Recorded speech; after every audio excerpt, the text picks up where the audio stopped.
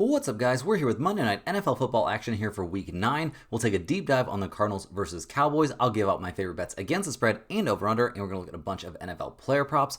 Also, we're going to cover the whole NBA slate here on Monday, so buckle up. We have a great video for you today. Slam that like button and subscribe to the channel to make sure you keep seeing these videos every single day, and let us know what you're thinking in the comments. I personally read and answer every comment I get. Check the pinned comment throughout the day to see our favorite picks, and you should definitely check back a couple of times throughout the day to see if there are any changes with injury news coming out and player availability being confirmed.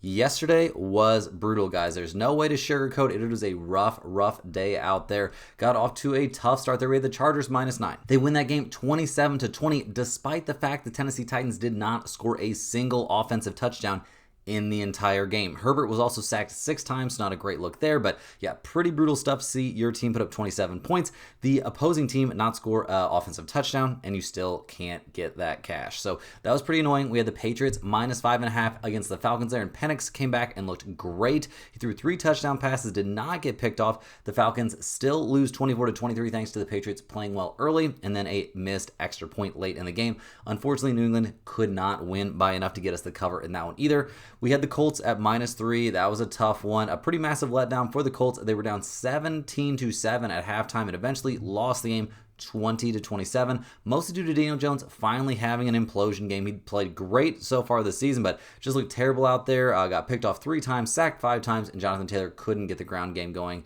in the best game that Pittsburgh's defense has played all season long. So that was rough. The Chiefs also couldn't come through for us. They lose that one 21-28. Mahomes couldn't find the end zone, getting picked off once, sacked 3 times. In the running game, couldn't do enough to carry them. Also, the Kansas City defense couldn't stop the run of Josh Allen, who is by far the best player on the field in that game. We did catch the Carolina Panthers +13.5 as our dog of the day. A massive game from Carolina. They come away with the straight up 16-13 win over a Packers team that just could not help themselves. They couldn't keep themselves from making mistake after mistake. Bryce Young only passed for 102 yards in the win. The victory was mostly due to Dowdle going off for 2 touchdowns at 130 yards, and the defense taking advantage of all those mistakes that the Packers were making. So well played there by the Panthers, but we couldn't get the Lions to come through either as our massive lock of the day. Detroit just could not figure out how to effectively stop the Vikings running game, and while they did sack McCarthy 5 times, and picked him off once, only allowing 143 passing yards, they still lose by a field goal, and somehow the Lions could not run the ball at all in this game. So very annoying stuff across the slate there on Sunday. A weird day out there across the NFL. So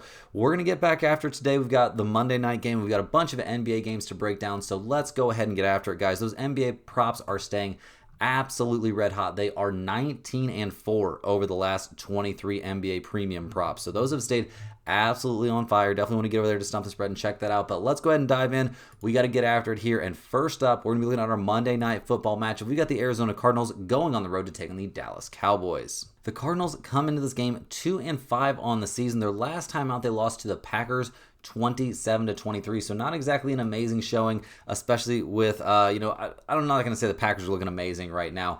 Jacoby Brissett was under center for that game, and it's being reported right now that he's going to be under center for this game as well. He looked good, 2 touchdown passes. Although he was sacked 6 times, he was not picked off a single time, so good work there. Knight and Brissett both did some damage there in the ground game. Not a ton, but enough to keep the Packers a little bit honest, but the Cardinals still not able to come away with the win in that game, eventually losing by 4.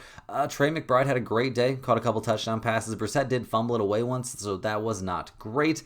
The Cardinals' defense has not necessarily been amazing this year, and they were not amazing in that matchup, although they did slow down Jordan Love's passing attack, only giving up 1 touchdown and 179 yards through the air. They gave up 27 points overall. Couldn't stop Josh Jacobs there in the ground game. They didn't generate any turnovers, so not exactly a banner day there for the Arizona Cardinals defense. And not like that defense has necessarily been amazing this season per se.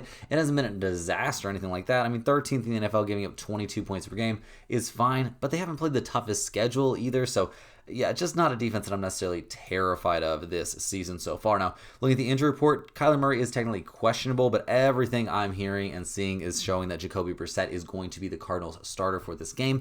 Other than that, they are healthy. coming into this one. So should be ready to go here. Obviously, missing James Conner there, your main starting running back. That's not ideal. But other than that, they're healthy on offense. On defense, Will Johnson could be missing this game at cornerback. His groin issue has him officially questionable for this game. So not a whole lot of clarity on whether or not he's going to be out there. And that's a big deal here. You have to have a healthy secondary when you're about to face Dak Prescott and the Dallas Cowboys passing attack. Now, Dallas, they're 3-4-1 on the season. Their last game was a 44-24 beatdown in Denver, which we were on Denver in that game, so it's not like we were too upset to see that, but it was a brutal showing out there. By far, Dak's worst game of the season. Dak Prescott picked off twice, only passed for 188 yards, was sacked twice. I mean, not a good game. Dak has been excellent this season, really good this year in general, but did not look good in that one. Javonte Williams ran the ball okay, had 2 rushing touchdowns, 41 yards on 13 carries. Dak actually carried it 6 times himself for 31 yards. Not something you see from him too often. Pickens and CeeDee Lamb both had decent, I guess, days out there, but not enough to really put Dallas in any sort of position to win this game. They were getting slaughtered there right out of the gate. They were down 10-27 at halftime. It was not looking good there for the Cowboys. And unsurprisingly, the defense had a terrible day. They gave up 4 touchdown passes to Bo Nix, sacked him 0 times. They did get 1 interception in the game, but they gave up 179 rushing yards on 28 carries and 2 rushing touchdowns. So not very good work there on defense at all. And that's what we've come to expect from Dallas this year. They've been a terrible defensive team, one of the worst in the NFL, giving up 31.3 points per game.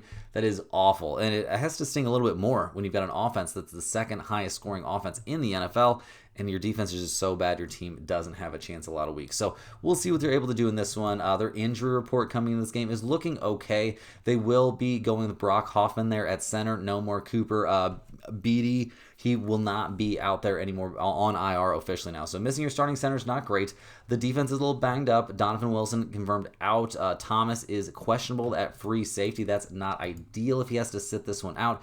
Migraine is what's currently being listed on there, so surely they can figure out something for that and have him able to go for Monday, but we'll see what's going on. That CTE may be kicking in, I don't know, but that could be a little bit rough, I would assume, going out there with a migraine. So we'll see what Dallas can do in this one. Looking at the injury report for Dallas, it doesn't actually look too bad there on offense, especially looking at the numbers here. The Cowboys are 3-point favorites. We've got a total of 53.5, so a very high total in this game here on Monday Night Football. Now, in terms of weather concerns, obviously we're playing in a dome there in Dallas, so those aren't really very meaningful. Around 60 degrees, some light winds there in Dallas. No weather to be concerned about whatsoever. Arizona, they're 4-3 against the spread this year. They're also 4-3 to the over. Dallas is 4-4 against the spread. They are 6-2 to the over. So right off the bat here, we might want to be considering over, but better than that, guys, I'll take the Cowboys here -3. Playing at home in a primetime game. Historically, Dak is excellent in primetime. Dak, in his career in night games, is 29-15-1 straight up.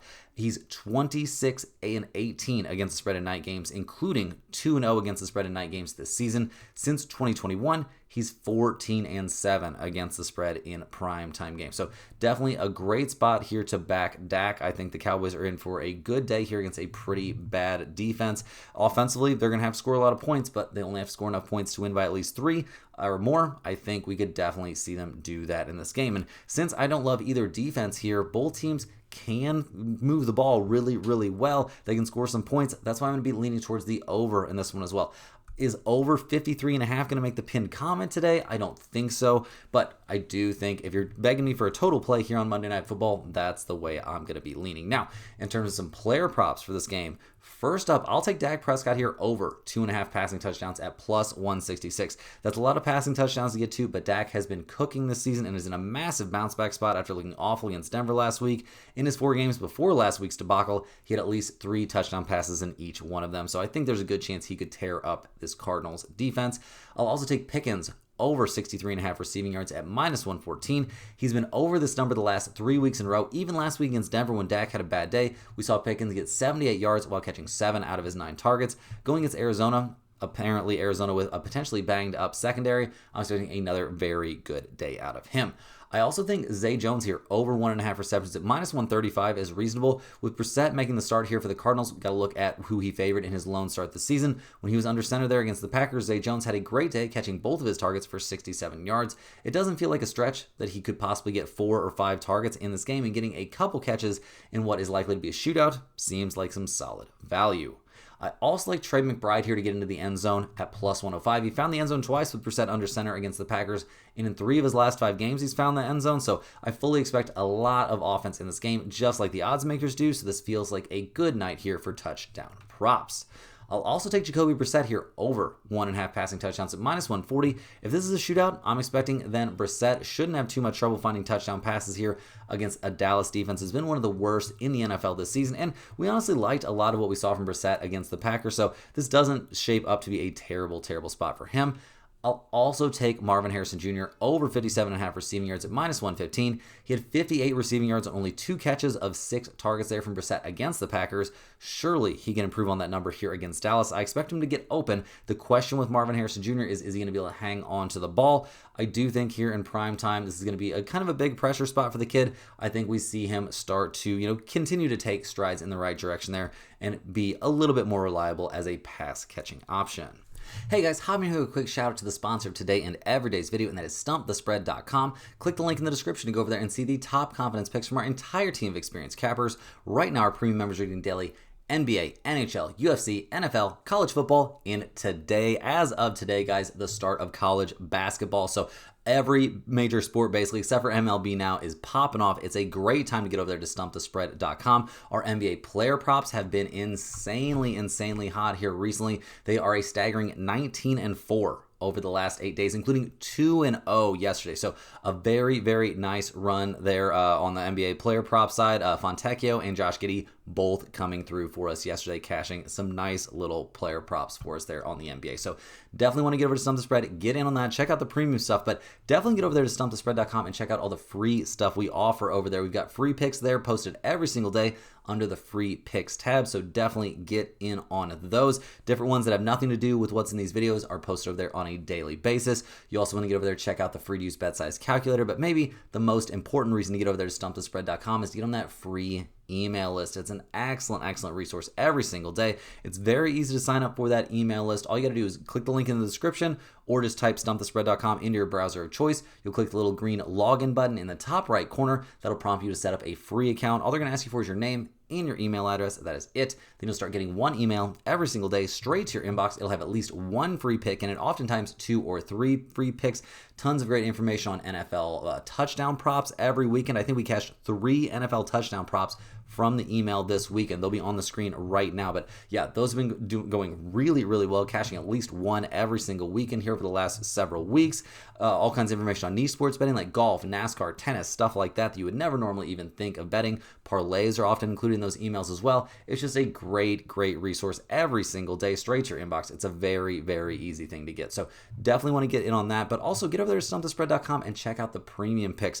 Like I've been saying, the NBA player props are off to an excellent start to the season. Those are running red hot. We did have a little bit, a lot of ups and downs there yesterday. A tough look there on the Chiefs. The Giants also couldn't come through, but the Rams team to lead after every quarter play, that one came through. Some very minuscule, long shot player props didn't work out, but we did cash the Seahawks there. That was an easy cash. Goff over 1.5 passing touchdowns as a half unit play. That one came through. The Falcons plus 5.5, a play that our premium NFL capper was on the opposite side of me. That one cashed. A little bit of a tough day out there on the NHL side. NHL's actually had a really good start to the season as well, but Sunday didn't go particularly great. We did brick our Bulls plus 7.5 pick. They ended up losing that game by 12 after already beating the Knicks by 10 not too long ago, so that was unfortunate, but cashed both the player props. So actually a little bit of profit there on the NBA side once again yesterday. So definitely get over there and check out everything we offer at StumpTheSpread.com on the premium side and on the free side. It's a great resource, guys. Definitely get over there and check that out. Also, if you're a huge fan of what you're seeing from us here every single day, click that little join button right below the video to sign up for a YouTube channel membership. YouTube channel members get early access to all of our videos, get their name up on screen in every single video, but maybe most importantly, they get access to our members only giveaways. And guys, you're about to see how these members only giveaways work right now live in person, because this is going to be happening right now. We're about to run a giveaway. We do one every single week. We give away a Stump the Spread hoodie here on the YouTube channel to one of our random YouTube channel members. The way it works is this big wheel that you're about to see on screen right now. We put the name of every single YouTube channel member on there. We spin that wheel, and whoever it lands on gets a free Stump the Spread hoodie in their size, mailed straight to their address of choice. So we're going to spin the wheel right now, see who it lands on this week. I love doing these giveaways. The more members we get, the more giveaways we're going to do. I'd love to be doing 2 a week. And it looks like this week's winner is going to be Froland Jubry. I don't know how to say that name, but get down in the comments, throw all in, and let me know that you won the giveaway. We will get that hoodie out to you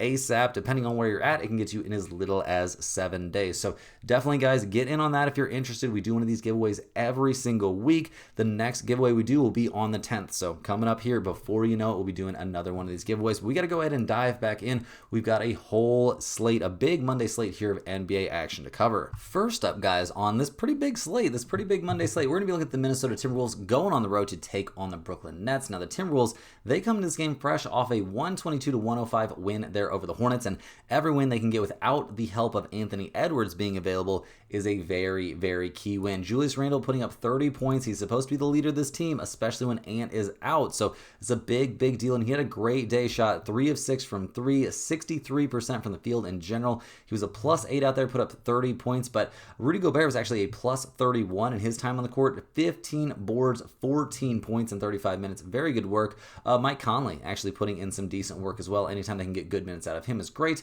Dante DiVincenzo, his shot was finally falling. That was a huge deal. He knocked in 5 threes. We saw Jalen Clark be a +19 off the bench, scoring 6 points there. Naz Reid scored 18 points and was even +-, but overall a very, very good day from the Timberwolves, albeit against a very, very weak opponent there in the Charlotte Hornets. But the good news for the Timberwolves is they're about to take on another very weak opponent here. So we'll see if they can run it back, have another good win. In terms of their injury report, it's looking very clean. Obviously, Anthony Edwards not ready to come back yet, still dealing with that hamstring issue. He's going to be out at least another week, and with a hamstring, you really don't want to be rushing somebody back here early in the season. So we'll see how that goes, but he won't be out there as they head to Brooklyn to take on the Nets, who are 0-6, yet to find a win this season. I am very confident they will eventually find a win this season, but right now it's looking very, very bleak. They just lost 129-105 against the 76ers, and honestly, it just feels like this Nets team is the most unserious team in the league. Like, Cam Thomas scored 29 points in 35 minutes. Bro had 1 assist. Count it, 1. Congrats on scoring all these buckets, but this is why nobody was willing to pay you in the offseason, dude. It's because you're not a real team player. You are just confirming everybody's suspicion that you are a good stats, bad team guy. So we'll see what goes on. Congrats, you put up a 29-point performance in a 24-point loss. Yikes. Michael Porter Jr. actually had a monster rebounding day, but he was only 7 of 23 from the field. Another person that's seemingly very happy to turn into a, lots of scoring on a bad team kind of guy. So, yeah, not a whole lot coming from their bench either. This Brooklyn Nets team is looking terrible, and looking at their injury reports, they're fully healthy for this game. Does that translate into winning ever? It really, really does not feel like it, guys. So looking at the numbers here, the Brooklyn Nets are getting 8.5 points at home. We've got a total of 229.5. Minnesota's 1-5 against the spread this season. They're 4-2 to the over. Brooklyn 2-3-1 against spread, 4-2 to the over themselves. I do think over 229.5 is a very reasonable play on this game. I'm not sure if that'll make the pin comment, but it definitely has a chance.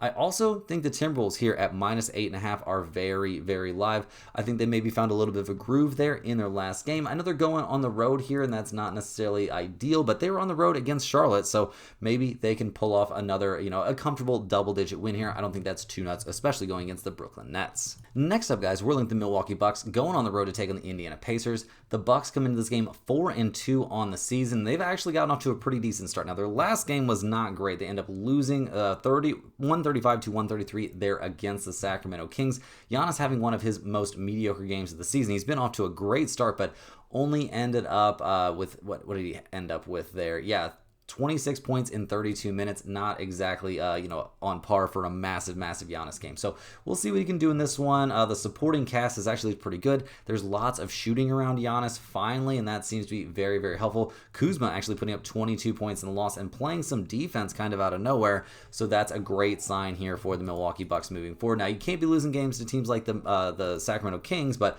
we'll see what they can do in this one. Giannis is questionable for this game, and you can get burned by a late Giannis scratch. Even though he's listed is probable, you got to keep a very close eye on that leading up to game time because he could be scratched at any point. He was scratched like 15 or 20 minutes before game time the other day. Brutal stuff. So we'll see what the Bucks can do here in Indiana. The Pacers just took down the Warriors 114-109. So not the greatest look there from the Warriors to lose a game like that. Aaron Nesmith going off for 31 points. A very good night from him. Siakam, 27 points, 25 there from Jackson. Very good stuff. Nobody on the bench going particularly nuts, but they didn't need it. As a team, they shot the ball pretty mediocre from three, only 10 of 33 from long range.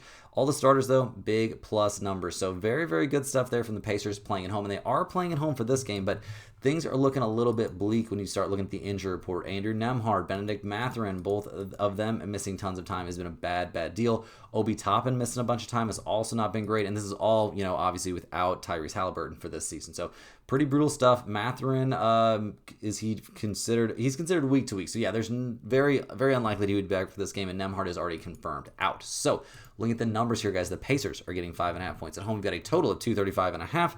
Milwaukee's 5-1 against the spread. They're 5-1 to the over. The Pacers are 4-2 against the spread, 4-2 to the over themselves. Once again, this is a spot where I would consider the over. Overs have been very hot here in the early goings in the NBA, but slightly better than that, I do like the Milwaukee Bucks here, -5.5. I think they're in pretty good shape to get a bounce back win. I don't really see a lot of great options here on Indiana's roster for slowing down Giannis at all. So I do think we're going to see a pretty big win here on the road from the Milwaukee Bucks. Rolling right along, guys, we're looking at the Utah Jazz heading to Boston to take on the Celtics. The Jazz are only 2-4 on the season and are coming off a 126-103 loss there against the Hornets. They've played some very competitive games this season, though, for sure. Had some nice wins, had some close wins, had some close losses.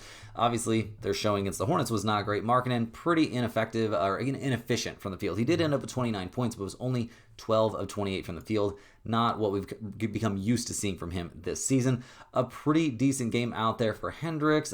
Nurkic getting the start, he was bad. A -22 out there. Very poor performance from him. Keontae George continuing to put up very good numbers, though. 25 points, 7 assists.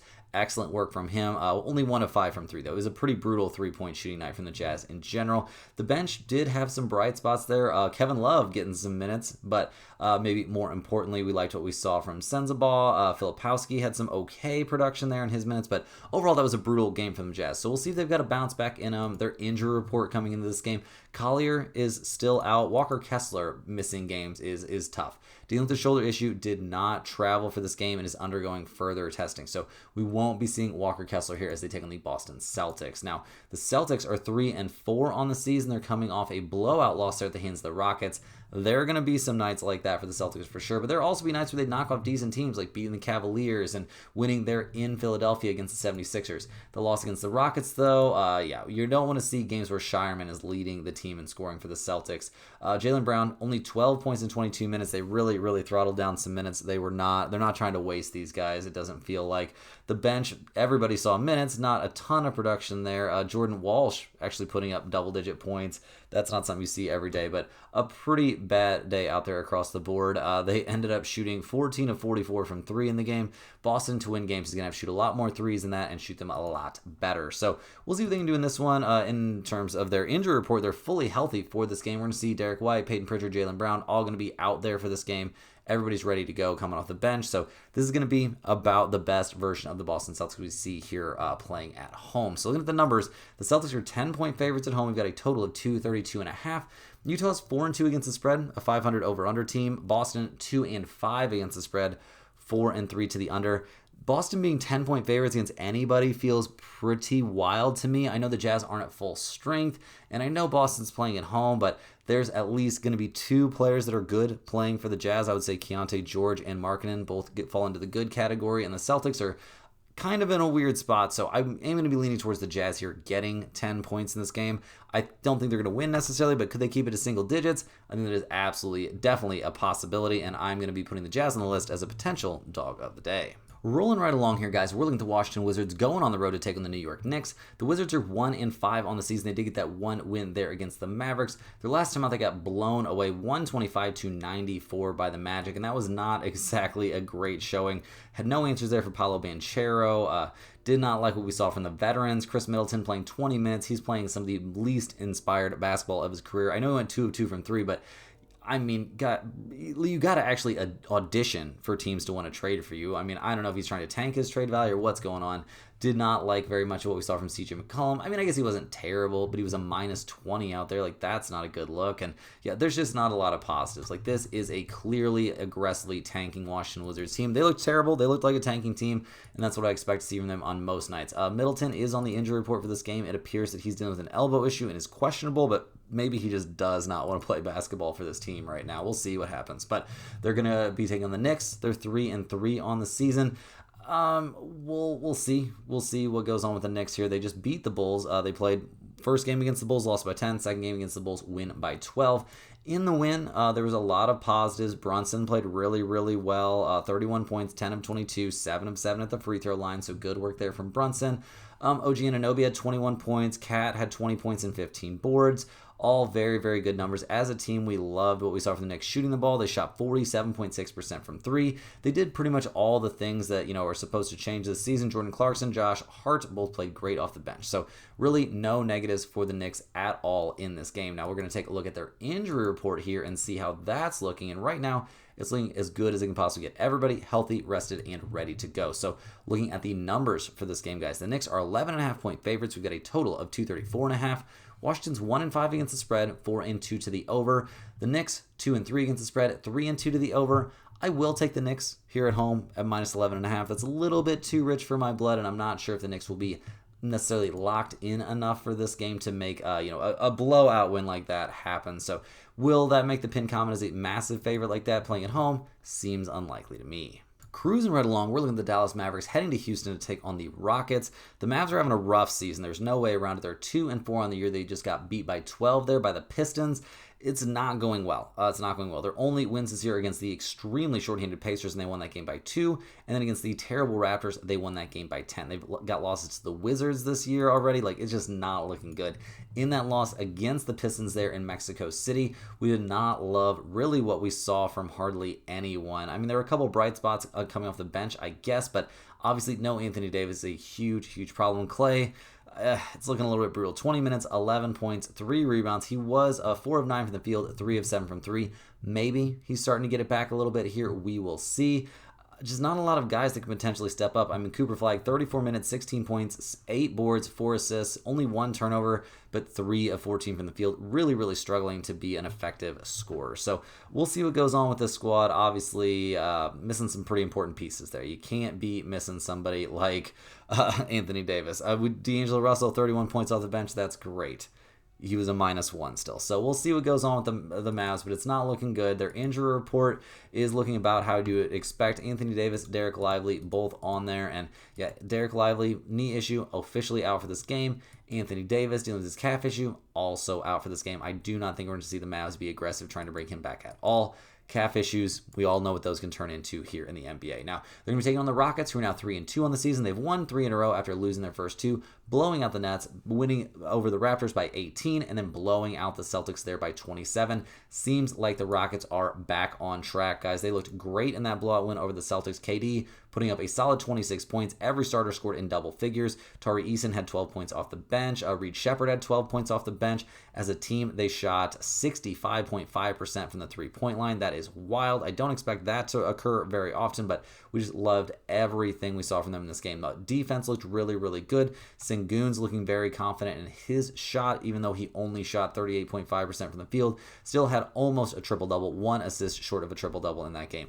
A dominant showing there from the Houston Rockets on the road, and they're back home for this one, back in Texas there. So got to feel good about that. They're healthy, except for Jabari Smith Jr. is on the injury report. He's questionable, dealing with a sprained right ankle, so I do think there's some chance he could miss this game, but we'll have to wait and see for a little bit more clarity closer to game time. So looking at the numbers for this one, the Rockets are 12.5-point favorites. We've got a total of 227.5. Dallas is 2-4 against the spread, 4-2 to the under. Houston's 4-1 against the spread, 4-0-1 to the over.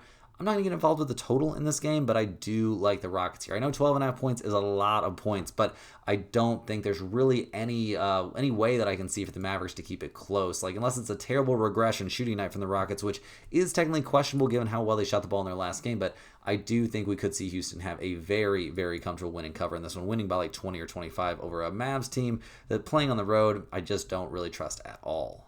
Next up, guys, we're looking at the Detroit Pistons going on the road to take on the Memphis Grizzlies. The Pistons coming to this game 4-2 on the season. A couple wins in a row seemingly has them back on the track. They blew out the Magic and then beat the Mavericks by 12 their last time out. So very, very good work there by the Pistons overall. We liked what we saw from Cade in general. I mean, 21 points, 18 assists. That's crazy. 6 rebounds.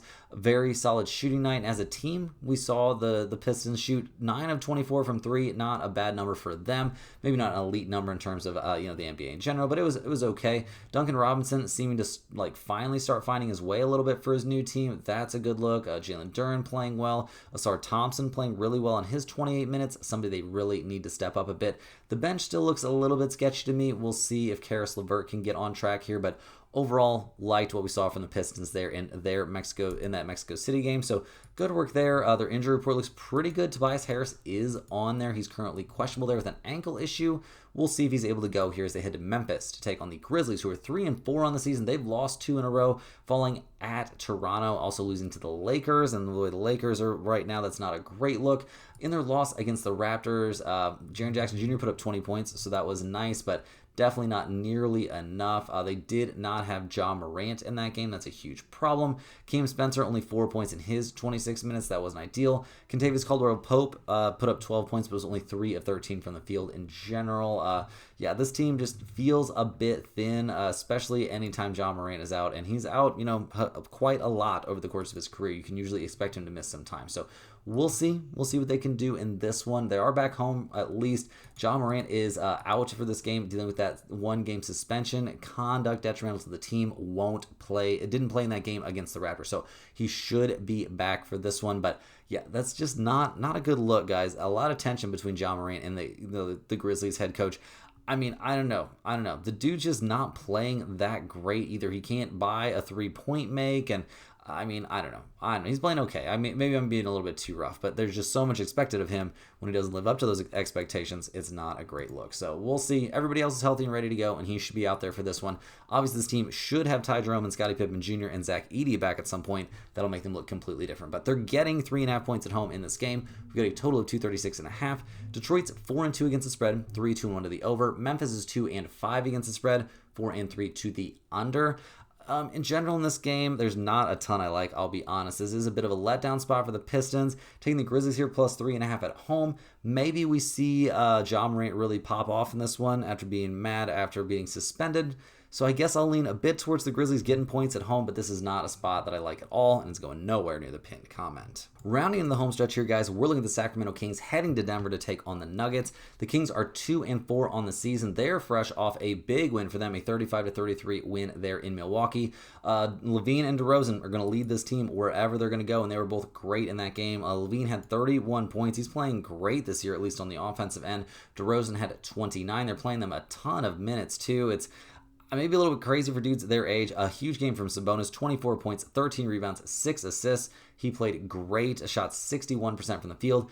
As a team, we saw them shoot the ball really, really well in that game. So can they replicate that against other teams? We'll see. They played decent defense there on Giannis, so not a bad night at all for the Sacramento Kings. The problem is they just have to find some consistency, and they do have some injury concerns in this game. 3 pretty important guys on there. First up, Dennis Schroeder. He's dealing with the hip issue. He's questionable in this one. Zach LaVine, questionable due to lower back soreness, maybe possibly due to playing all those minutes. Malik Monk, dealing with a personal issue, will be out for this game. He's confirmed out already as they head to Denver to take on the Nuggets, who are in a bounce-back spot, fresh off a 2-point loss there in Portland. Not a great look for a Denver Nuggets team expected to contend for a championship this year. Jokic, 22 points. 6 boards, Jamal Murray, 22 points, 6 boards, 3 assists. Jokic, 21 points, 14 boards, 9 assists. Despite that, a pretty terrible day from just in general there from Christian Brown. He did not play well. Cameron Johnson, still not really finding his groove yet with his new team. Some very good numbers off the bench, 3 double-digit scores on the bench, but none of that was enough for them to get the win there in NBA Cup play over the Portland Trailblazers. So they need a bit of a bounce back here in terms of, just in general. And we do see Jamal Murray and Cameron Johnson both on the injury report here. Murray dealing with a calf issue is probable for this game, and Cameron Johnson, guys, with a shoulder issue is also probable. So we'll see if they're out there. I do expect them to play in this game. Now looking at the numbers, the Nuggets are 11.5 point favorites. We've got a total of 236.5. The Kings are 2-4 against the spread, 4-2 to the over. Denver's 3-2 against the spread, 3-2 to the over. We have to wait a little bit on this one for some injury news. I will lean slightly towards the Kings and the points. I just don't think the Nuggets are going to be blowing people out right now, but we have to wait on injury news for this game for sure. Last but not least, guys, we're looking at the Los Angeles Lakers going on the road to take on the Portland Trailblazers. The Lakers and Heat are actually still playing right now, but they're wrapping that one up. The Lakers are going to win that game by around 9 points. So well played by the Lakers. They're finding a way to get wins here. Obviously, no LeBron. We did see Luka playing this game. He played really, really well, putting up a triple-double in 24 points. So bonkers stuff there. We'll see if they let him play on back-to-back nights. That's going to be a big concern in this game. So it's probably going to end up being a wait-and-see spot if I'm honest. But across the board, a pretty solid night out there for the Lakers. No doubt about that. No updated injury report for this game. Unfortunately, Ayton did miss that game yesterday. There's a chance he comes back. He was dealing with some sort of back soreness or something.